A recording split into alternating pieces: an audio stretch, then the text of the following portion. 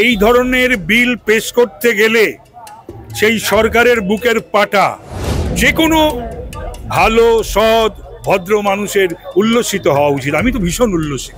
সততার মূর্ত প্রতীক, সেটা এখন কারা লিখছে না এবং কেন লিখছে না, তার কারণ হচ্ছে উনি ভারতবর্ষের দেশের ভালো হয় কিছু, রাজ্যের ভালো হয় কিছু, সেটা উনি চান না।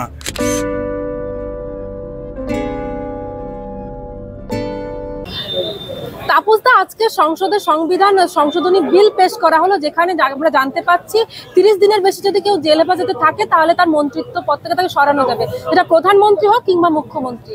কিভাবে দেখছেন বিষয়টা আপনি? এই ধরনের বিল পেশ করতে গেলে সেই সরকারের বুকের পাটা সেই প্রধানমন্ত্রী বা অমিত শাহজি স্বরাষ্ট্রমন্ত্রী যিনি আজ পেশ করেছেন সম্ভবত 130তম সংশোধনী বিল, এটা পেশ করতে গেলে রীতিমতো দম লাগে।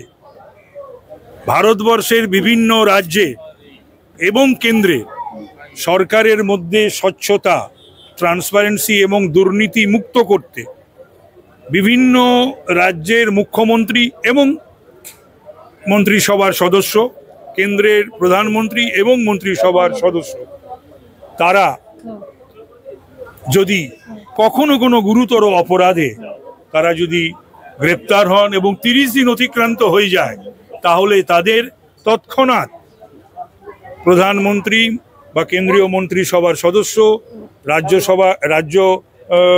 রাজ্যের মুখ্যমন্ত্রীরা বা তাদের মন্ত্রিসভার সদস্যদের তৎক্ষণাৎ 31 দিনের মাথায় তাদের পদ যাবে। এতে যে কোনো ভালো সৎ ভদ্র মানুষের উল্লসিত হওয়া উচিত। আমি তো ভীষণ উল্লসিত।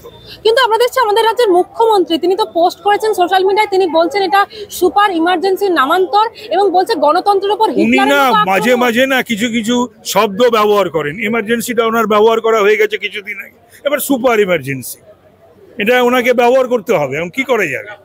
বিষয়টা হলো, যদিও 2016 পর থেকে সম্ভবত 8-9 বছর হলো, আর কেউ জানি না কারা লিখতো, কারা এখন লিখছে না, কারা নির্দেশ করতো, কারা নির্দেশ করছে না। মমতার কাট আউট দিয়ে সততার মূর্ত প্রতীক, সেটা এখন কারা লিখছে না এবং কেন লিখছে না? যে নির্দেশ যারা দিত তারা লিখছে না কেন? এর পেছনেও কি বিজেপির কোনো নির্দেশ আছে নাকি? এর পেছনে তো কোনো বিজেপির নির্দেশ থাকার কথা না।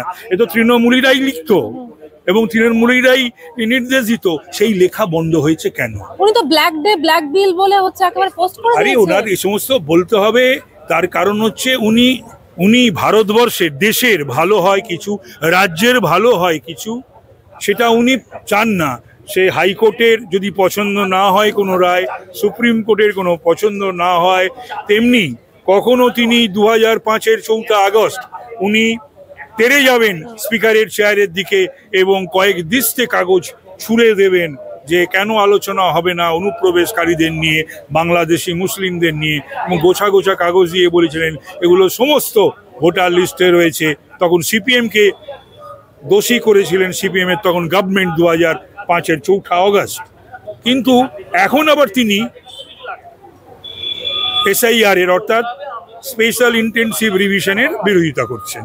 মানে উনি কখন কি বলবেন, কখন কি করবেন, is very much difficult to assess. Abhishek Bandyopadhyay বলছেন কেন্দ্র সরকার স্বৈরতান্ত্রিক মনোভাব প্রমাণ করছে। এটা যদি ওকে ব্যাখ্যা করতে বলা হয়, ব্যাখ্যা করে বলতে পারবে না। এটা হচ্ছে ব্যাপার।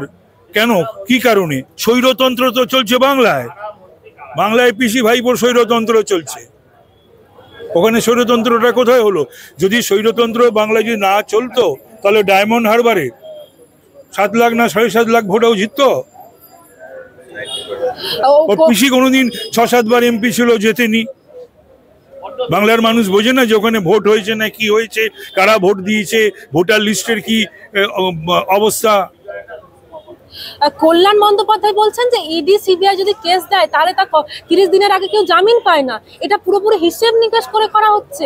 সে জানি না, কল্যাণ তো বড় আইনজীবী, তো সুতরাং প্লাস সাংসদ, তো এটা নিয়ে তো যখন আলোচনায় অংশগ্রহণ করবে, আজও তো প্লেসড হলো, তখন বলবে আর আদালতের লড়বে।